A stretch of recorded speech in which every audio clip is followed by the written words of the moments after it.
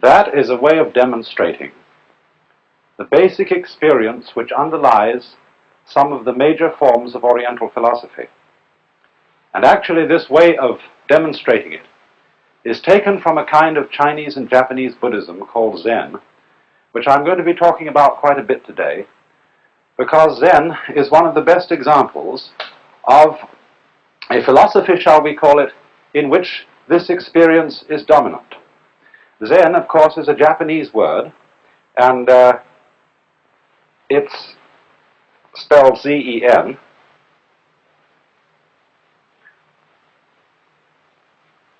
And that is the Japanese way of pronouncing the Chinese word Chan. And this in turn is the Chinese way of pronouncing an Indian Sanskrit word, dhyana. And dhyana refers to the kind of experience which has been represented in this circle. Another word for it would be a second Sanskrit term, shunya. And the nearest we can translate shunya in English is emptiness or void. And so we might say this is an experience of the void. Before trying to explain what this is, and you know the funny thing is it really can't be explained because it has to be felt, because it's a transformation of one's basic feeling, one's basic consciousness of life. But I should mention first that it is characteristic of Eastern philosophy to be based on experience rather than ideas. You see, philosophy in the Western world, especially as it's taught in our universities and academies, is mainly a matter of thinking. It's a matter of trying to arrive at certain clear, positive ideas about the nature of man, the nature of the universe, and so on and so forth. And also religion in the West is somewhat similar because religion is largely concerned with belief in certain ideas. In these basic forms of Eastern philosophy, on the other hand, such as Zen, which is a kind of Buddhism, or Taoism, the basic native philosophy of China, or in Vedanta, which is the central form of Indian philosophy, what is basic to them is not ideas, but a way of experiencing, a way of feeling. And this might be called, as it is here, the void, demonstrated by this circle. Because it is not a void which is just emptiness. This isn't the idea that there are people in the backward worlds of Asia who think that the universe is ultimately nothing at all.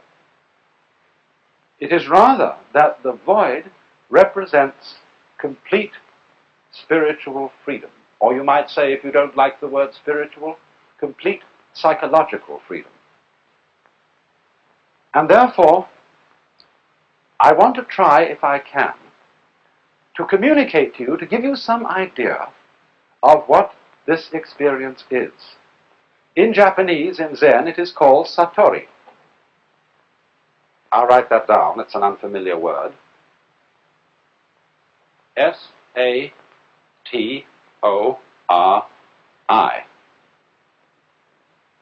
And I like the way that that's pronounced in southern Chinese. They pronounce it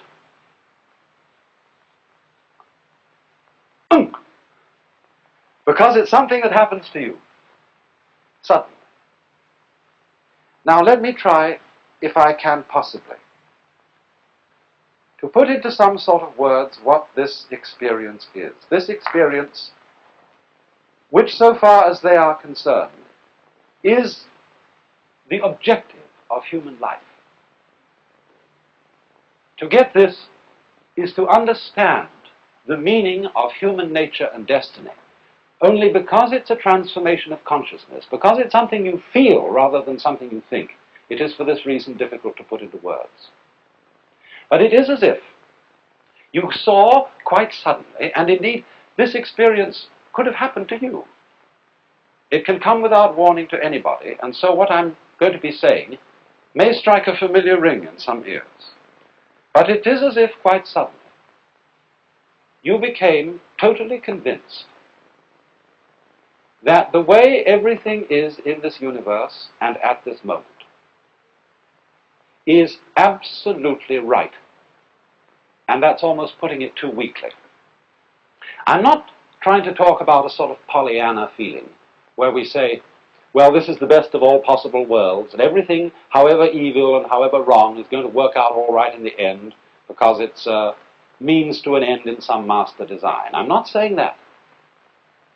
I'm saying it is suddenly feeling that everything is right the way it is now, however appalling, however terrible. And you know it beyond a shadow of doubt. There are two other aspects to this experience as well. And although you feel them all together, we have to talk about them separately. While the first aspect is feeling that everything just as it is so right that you could say of it, this is why I'm alive. This is what life's all about. The second is that everything you see and feel seems to come to life in an extraordinary way. You feel the world as you've seen it before was seen almost in a dream. But it is as if just the ordinary things that were confronting you suddenly went, yeah, and came alive. And the third aspect of it is that you no longer feel yourself and what you are experiencing to be separated. Although you don't lose the feeling of the outline of your skin, you don't forget that I, or Joe Dokes, is a possible name by which you can refer to yourself. Nevertheless, it suddenly seems to you that your skin is no longer what divides you from the world, it's what joins you to it.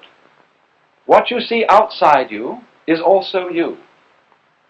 Now, we ordinarily restrict the idea of ego, of I-ness, or of you-ness to some sort of psychological entity or process inside us which is in control of things. And we identify ourselves with a sort of controlling center. But in this experience, it is as if that center were suddenly enlarged to include the whole universe. You almost feel as if you were God, except that in Eastern thought, one doesn't think of God as a kind of omnipotent person.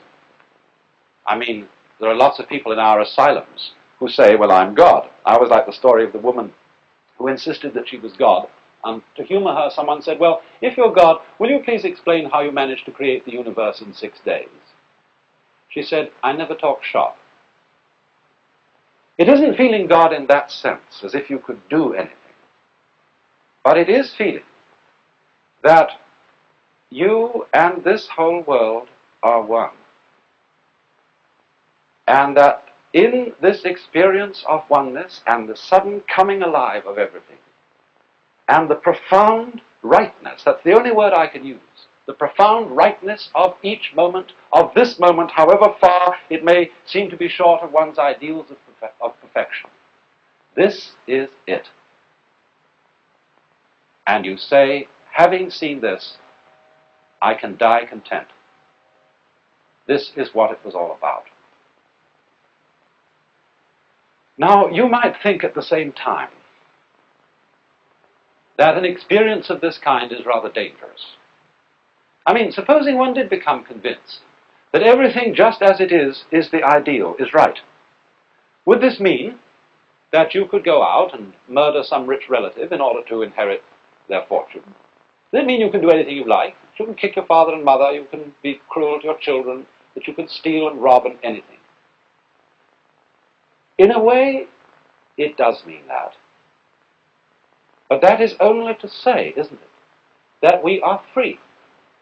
And freedom is dangerous. But yet, freedom is one of the things which we cherish as one of our greatest possessions and privileges. But if we deny ourselves freedom, then we don't really have the power to act morally. because all true moral acts are not the acts we are bound to do. They are the acts we are free to do. But freedom is dangerous. The moment you teach a child to walk, you can teach it to kick its mother. The moment you teach a child to use a knife to cut up its steak with, the child can go and kill someone with a knife.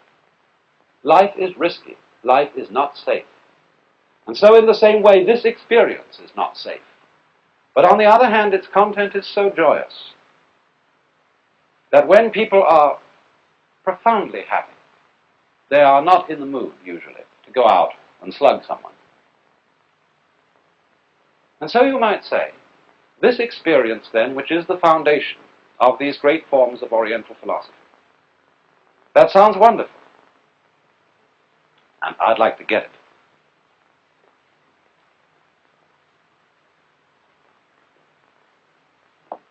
You know, that reminds me of the story. Once a fellow was traveling in England, and he lost his way and wanted to get to a certain village. And he went to a country yokel and said, can you tell me the way to Little Tuddenham? And the yokel scratched his head and said, well, sir, I do know where that is, but if I were you, I wouldn't start from here. And so in the same way, when one asks, how do I get this experience? That's not quite the right question. And to go out to get it is from the first the wrong approach. Because this sort of transformation of consciousness happens to a person only in the moment when, you might say, they give up grasping. They start to treat life not as something to be grabbed, when their whole approach to things is no longer clutching. You know, it was a basic teaching in Buddhism that the root of all human suffering is clinging or grasping. Just in the same way as I was suggesting on a previous program, that you can't cling to your breath without losing it. You have to let go of your breath. And for that reason, the word that is used in Buddhism for this experience, it's another word, familiar to you all, nirvana, literally means blow out. Whew. Don't hang on. Don't clutch life. And so one of the great problems is how on earth to get ourselves to give up clutching, to give up clinging.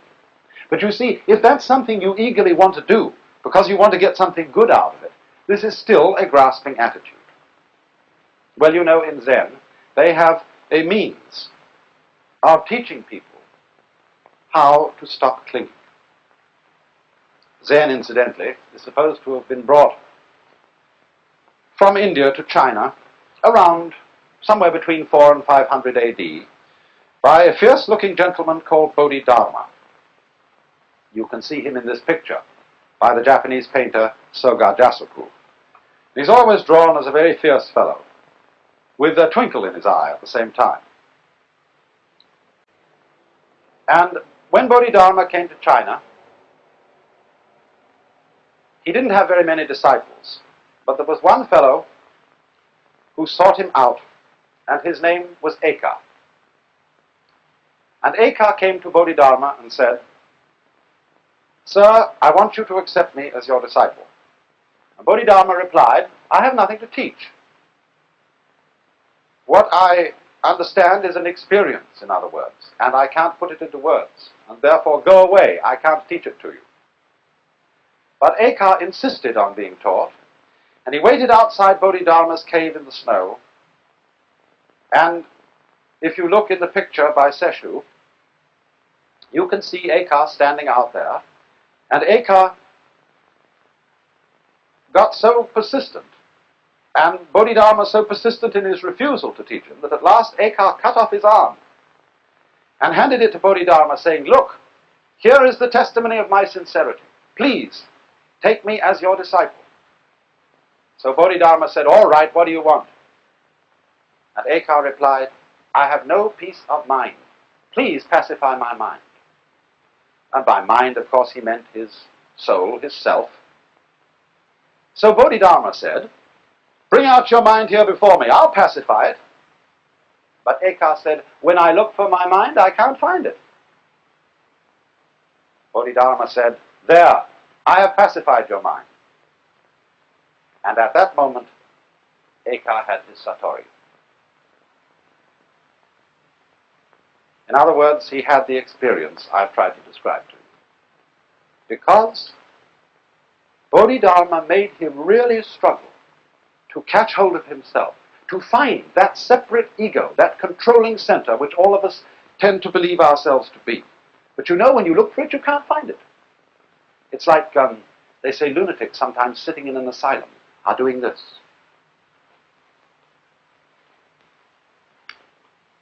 Yes, they sit for hours perhaps in a padded cell doing that, but you can't catch hold of it. You know, perhaps one of the good ways of showing you what this means is through the application of Zen to Japanese fencing. You know, Japanese fencing, or kendo, which means the way of the sword, is done with gruesome swords like this. And the samurai, Japanese feudal soldiery, used to practice Zen to give them courage, and they applied it to the art of fencing. Now, if you go to study with a Japanese fencing master, you will not at first be given a sword and be told how to use it. You will be made a kind of janitor around the house. You have to do all the little chores, like sweeping the floors, putting away the bedding, washing up the dishes, and so on and so forth. And while you are doing that, the master will get hold of a practice sword. This, you see, is made of bamboo.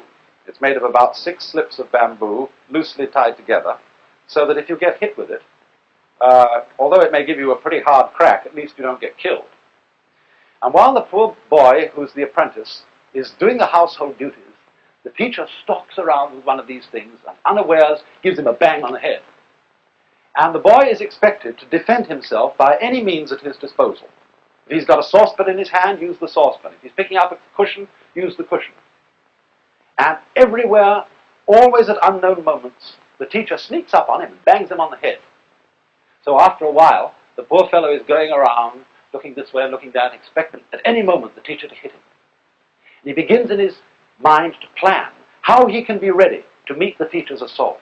And as he goes along a passage, he's expecting the teacher to come right round the corner at the end, and instead of that, just as he's all ready to defend himself, doing, he gets hit on the head from behind. Now, when this has been going on for a little time, there are only 2 possibilities. The apprentice gets a nervous breakdown and quits, or he learns. And what does he learn? He learns that the teacher will always outwit him, that he can never be prepared for an unexpected attack. And so he gives up trying to control the situation. He gives up trying to prepare. In other words, he just wanders around, just like this. Oh, maybe it hits, maybe it doesn't. He gives up caring whether he's going to get hit or not. And at that moment, the teacher gives him the practice sword and says, now you can begin to learn fencing. Because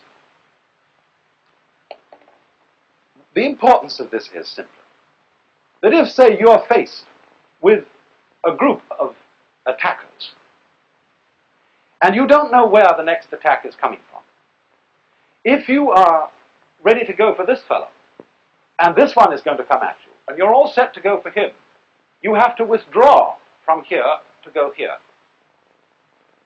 But if you're in a middle position, and you're not tensed in mind in any particular direction, you're ready to go in all directions, wherever the attack may come from.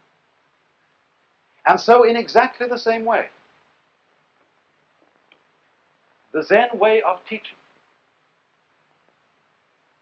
teaches one to see that you cannot be in complete control of your whole life situation. You cannot, in other words, fundamentally possess yourself. And so they set you the problem of trying to find out who you are. Who is the knower behind all your experience? Who is the experiencer? Who is the ego, the I? And they make you search for it and search for it and search for it. Or you could put this in another way.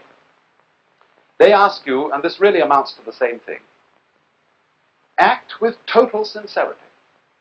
Show me, in the Zen way of putting it, who you were before your father and mother conceived you. In other words, show me your real, basic, original self. And this means perform an absolutely 100% genuine and sincere act. Well, you know how it is when you try to be sincere. When you try to be natural. You know jolly well that you're trying and that everything you do is a fake. And so in the same way, the Zen student finds out that he cannot act 100% genuinely with his whole being. And he gets frustrated again and again and again as the teacher rejects every attempt he makes to show him his real self. Until the moment comes when he suddenly realizes, not just as an idea, but something that he knows in his whole body, he knows with his very bones, that it can't be done. You cannot intentionally be natural. And he gives up. And that moment of giving up is just the same as when the student of the sword gives up trying to prepare to defend himself. And in the moment when we let go of ourselves in that way, zoop, there comes upon us this experience of the void, of complete freedom, or as we might say in psychological language, being free from blocking. You know, blocking is when you are stalled by something. When somebody says something to you that fundamentally embarrasses you, or when an event happens in life which, as it were, knocks the wind out of your sails, you are blocked. And to be free from blocking, to be free from being stopped, being phased, is part of the Satori experience. To be able to go straight ahead, as it were, going with the stream of life and not trying to resist the stream. Just as, for example, if you were actually swimming and you got caught in a strong current, if you try to swim against it, you're perfectly sure to drown.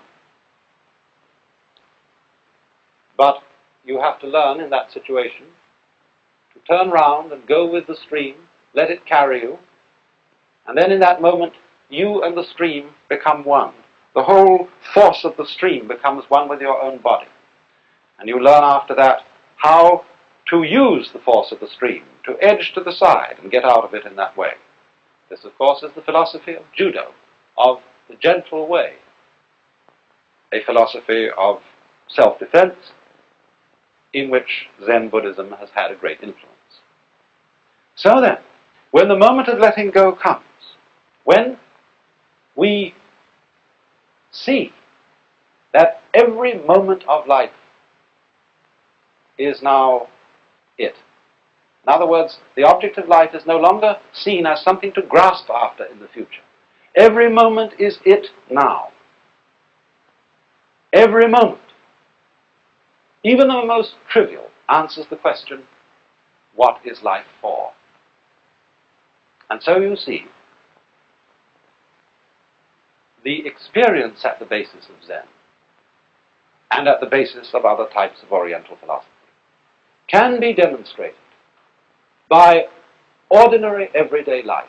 That's why in Zen teaching, those old masters in China didn't like to answer questions about philosophy with wordy explanations. They had quite a different way of going about it. I remember one case where a Confucian scholar came to a teacher and said, "Please explain to me your secret teaching." And the teacher replied, "Well, there's a saying in your own master Confucius, which very well puts it. When Confucius said, 'My disciples, do you think I am holding anything back from you? Indeed, I am holding nothing back.'" And that was all he said. And so the Confucian scholar was a bit perturbed and said, "Well, what do you mean?" And the Zen teacher said, "Well, forget it. I don't want to talk about it anymore." Well, a few days later, They were walking together in the mountains, and they happened to pass a bush of wild laurel. And the Zen teacher turned to the Confucian scholar and said, "Do you smell it?" The scholar said, "Yes." "You see," said the teacher, "I'm keeping nothing back from you."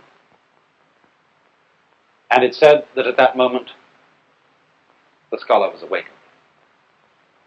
This is the characteristic approach of Zen, to answer questions about abstract, vast matters of philosophy with absolutely concrete, momentary events. Because it is these concrete, momentary events that are the answer. If they are experienced with a mind that is no longer clinging to life and clinging to itself, as I said, the trivial, the ordinary, the momentary suddenly comes zoop to life. And this, you see, this thing that we are living now is the answer. And so Zen teachers have said very strange things when asked philosophical questions.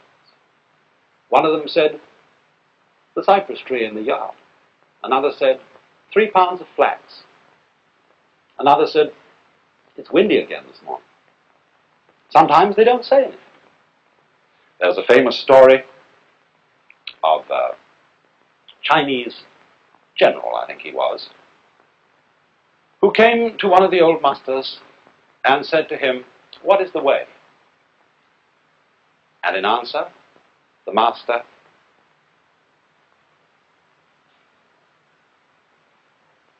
the teacher said, "I don't understand." The master said, "Cloud in the sky, water in the jar."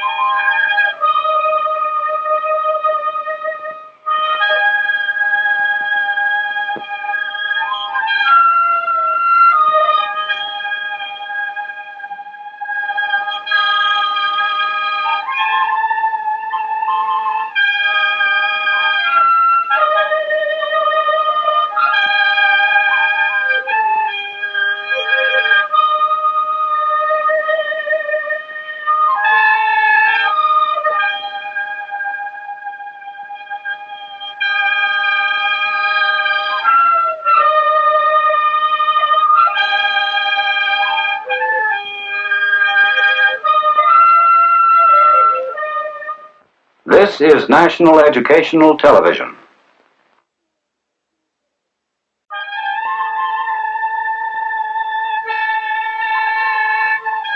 Eastern Wisdom and Modern Life with Alan W. Watts. Produced by KQED San Francisco for the